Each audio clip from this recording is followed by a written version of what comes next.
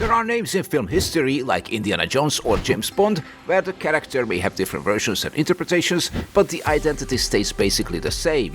Then there is the mysterious Brick Bardo. Brick Bardo.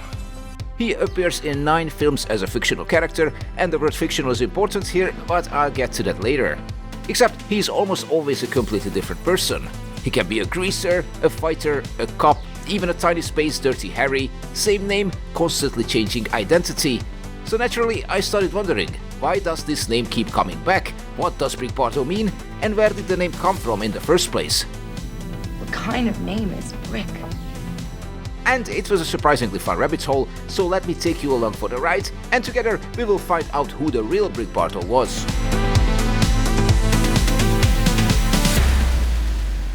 The most famous version is probably Tim Thomerson's Dollman.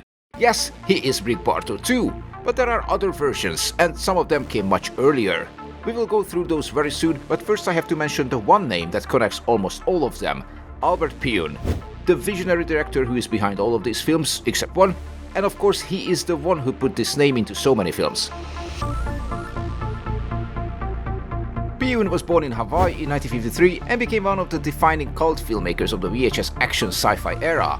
He made more than 50 films, mostly low-budget genre films like post-apocalyptic action, cyborg films, fantasy, martial arts, dystopian sci-fi, basically anything that looked great on the backshelves of the rental stores.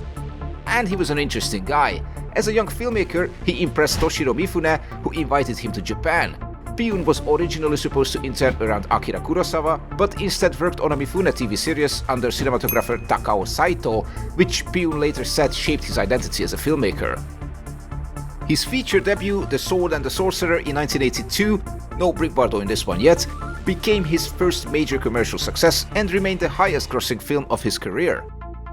After that, Pyun was briefly attached to much bigger projects, including an early version of Total Recall, but he never really found his place inside the big studio system. You shoot the film and then you put it together and you have a screening for the studio, and generally right after that screening I would be asked to leave. And that's the interesting part, because his ideas were huge. Post-apocalyptic worlds, cyborgs, superheroes, fantasy epics, exactly the kind of stories that seem built for massive budgets, but the rigid studio system was never a really natural fit for him, so he ended up making those big ideas with much smaller resources. But when did Brick Bardo actually enter Pyun's world, and was he always the character we know from Dollman?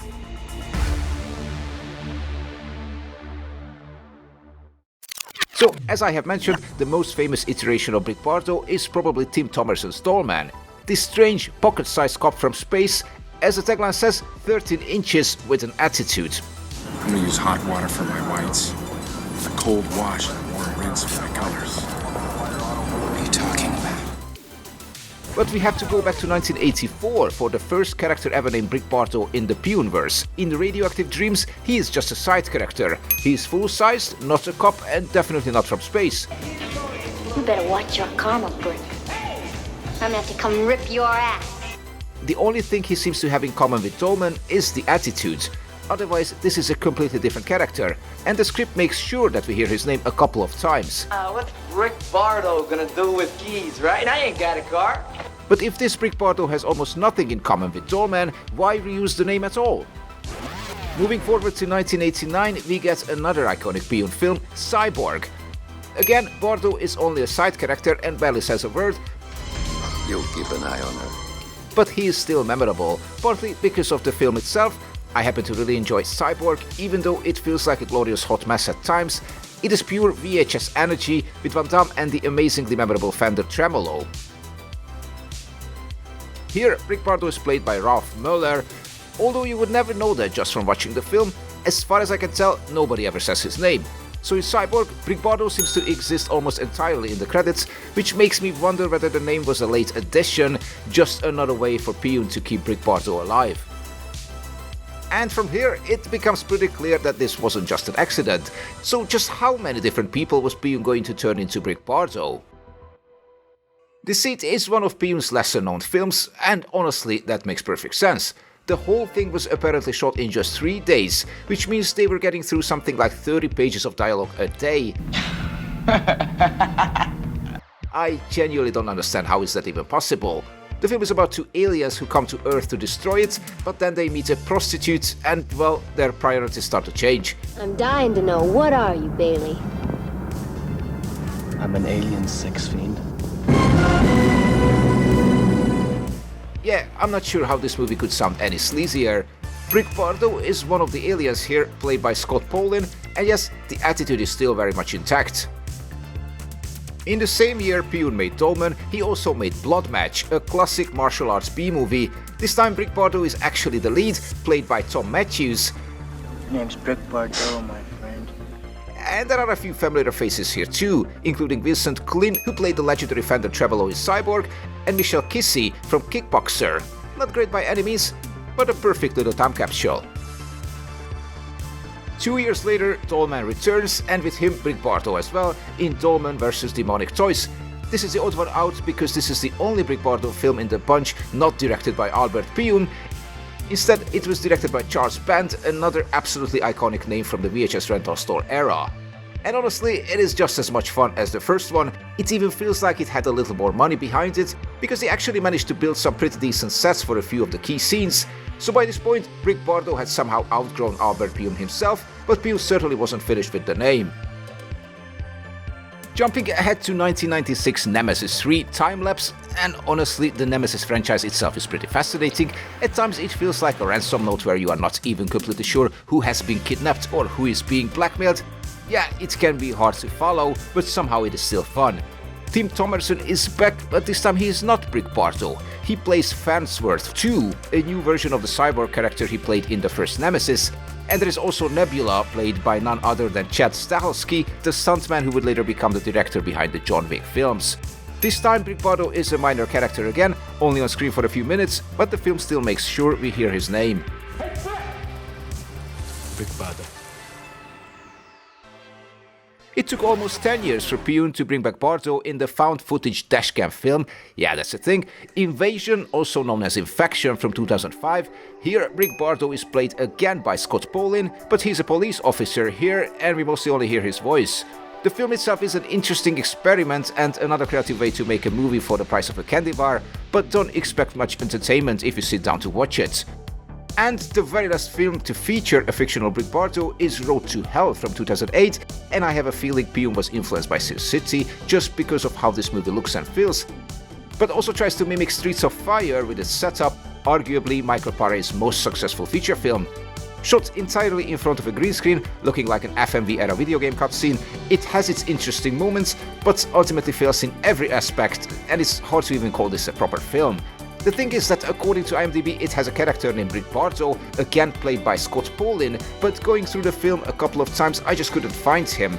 Maybe I have a version where his scene was cut, either way he is not supposed to be a major character here, just a driver. Interestingly, there is another character called Farnsworth here, no connection to Nemesis or Tim Thomerson, feels like Pyun liked to use the same names.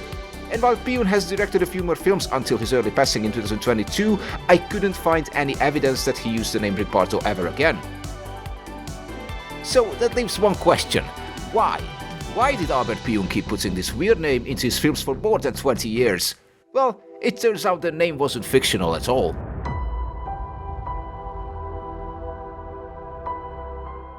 Let's get to the real deal, the original Brick Bardo, and for that we have to go all the way back to 1964 and a film called The Thrill Killers. And yes, look at that, Brick Bardo, not as a character this time, but as an actor. So suddenly the question changes, not why did Pyun invented Brick Bardo, but who was this guy and what did he have to do with Albert Pyun? The film was directed by Ray Dennis Steckler, one of the great cult figures of low-budget exploitation cinema in the 1950s and 60s, and that connection is interesting because Pyun often feels deeply influenced by this kind of filmmaking, the camp, the pop, the rough edges and strange energy. He took that spirit and mixed it with his own taste for science fiction, action and larger-than-life ideas. Okay, but here goes the big reveal. The real Brick Bardo was Joseph Joe Bardo, who also worked under several other names, including Lisa Parr and B.A. Smith. He was one of those true exploitation-era multi-tools, director, cinematographer, actor, writer, producer and editor. He had small acting roles in the 1950s and 60s, gradually moved behind the camera, worked on low-budget horror in the early 1970s, and later moved into adult filmmaking during the late 70s and early 80s. The only direct professional connection between Bardo and Pyun that I can actually prove is Vicious Lips, Pyun's 1986 sci-fi horror film, where Joseph Bardo was an executive producer. But they clearly knew each other before that. Radioactive Dreams came earlier, and Pyun was already using the Brick Bardo name there as a tribute.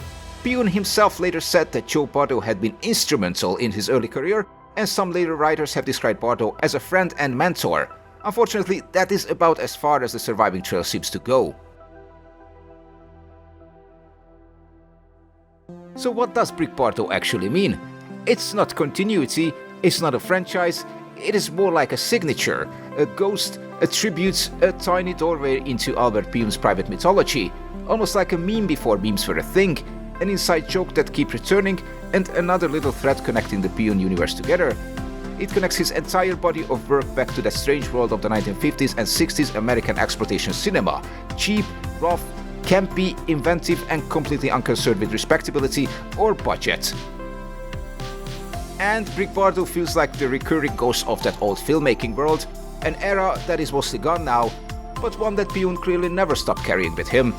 And maybe that's why I like this strange little mystery so much. Brick Bardo was never really one character, and he was never supposed to be. He was a name Pyun kept alive for decades, hidden inside films that were constantly changing around him, and somewhere behind all those cops, fighters, aliens, and tiny space detectives, there was a real filmmaker named Joe Bardo, someone who apparently helped Albert Pyun before most of us had even heard his name.